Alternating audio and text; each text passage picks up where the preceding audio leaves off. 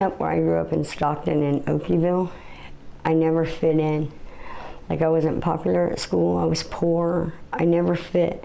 I had a really rough childhood. Like, I was molested, I was beat, it was rough.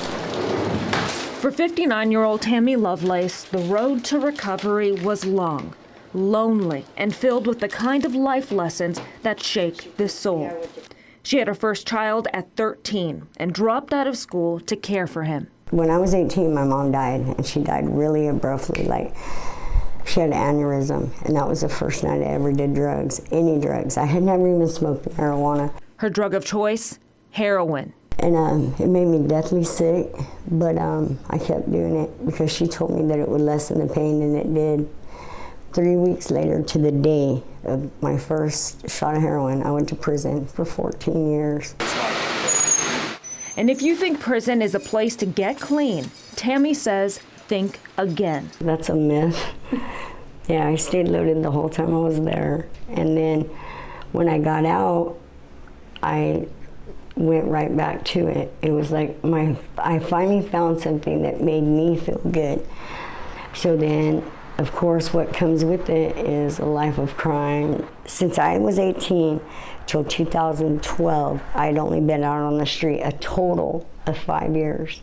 By her own admission, Tammy was a one-woman wrecking ball. I was very mean. I had, like, nobody was exempt. Every person that I entered in their life when I was an addict, I left in total disarray, like destructive. But in 2012, something changed.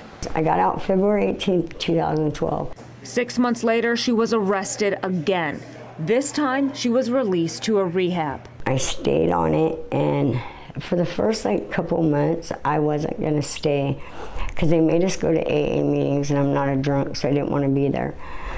Well, in one of these meetings, a guy he was a lifer, and he had just gotten out, and he told the group his story, and that was the first time I felt like I wasn't alone.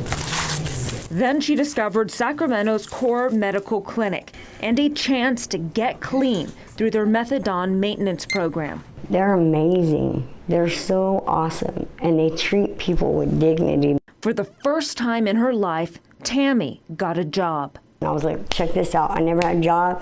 I have a 6th grade education. I've been a felon my whole life, but I'm a damn good cleaner, and I can clean everything, and I can clean it good, and you guys will love me. They hired me, dude, on the spot. It was crazy.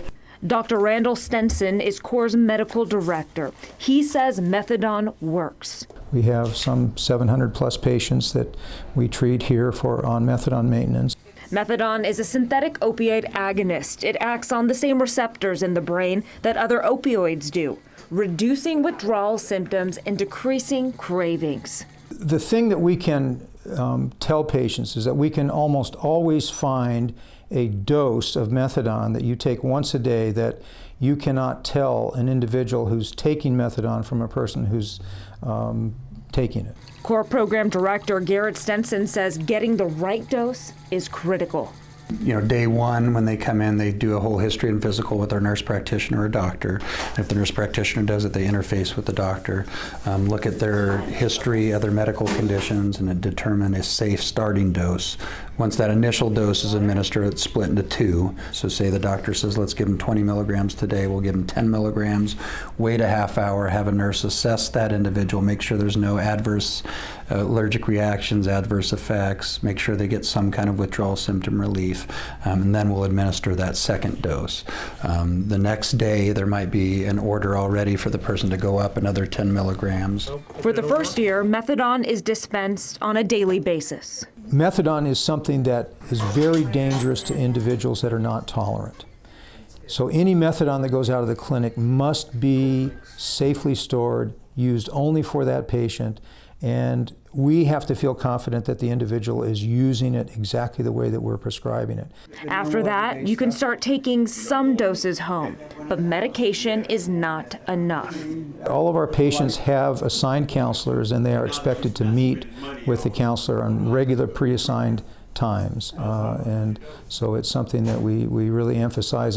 Patients are also encouraged to attend 12-step groups like Alcoholics Anonymous or Narcotics Anonymous. For all the good medically assisted treatment does, There is still a lot of stigma surrounding methadone, and Stenson says it's getting in the way of recovery. A lot of it is stigma-based, that they have family and friends that have negative connotations about methadone or buprenorphine, or that they're replacing one drug for another, even though it doesn't have the euphoric effect.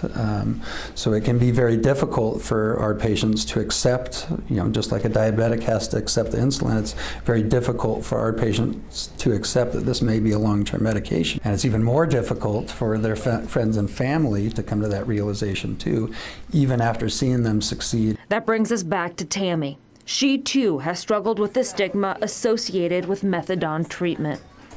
It's such a stigma that nobody wants to tell anybody, and that's sad to me. And the reason I'm doing this today with you is because people are ignorant about stuff. Like, people in NA can be taking codeine, Vicodin, all this, but they swear people like me aren't clean. And nobody in this world can convince me that I'm not. I have a job, a bank account, a house. I care about people. I care about what I'm doing. And I would give you my last penny, where before I would take your last penny. Vicki Gonzalez, KCRA 3 News.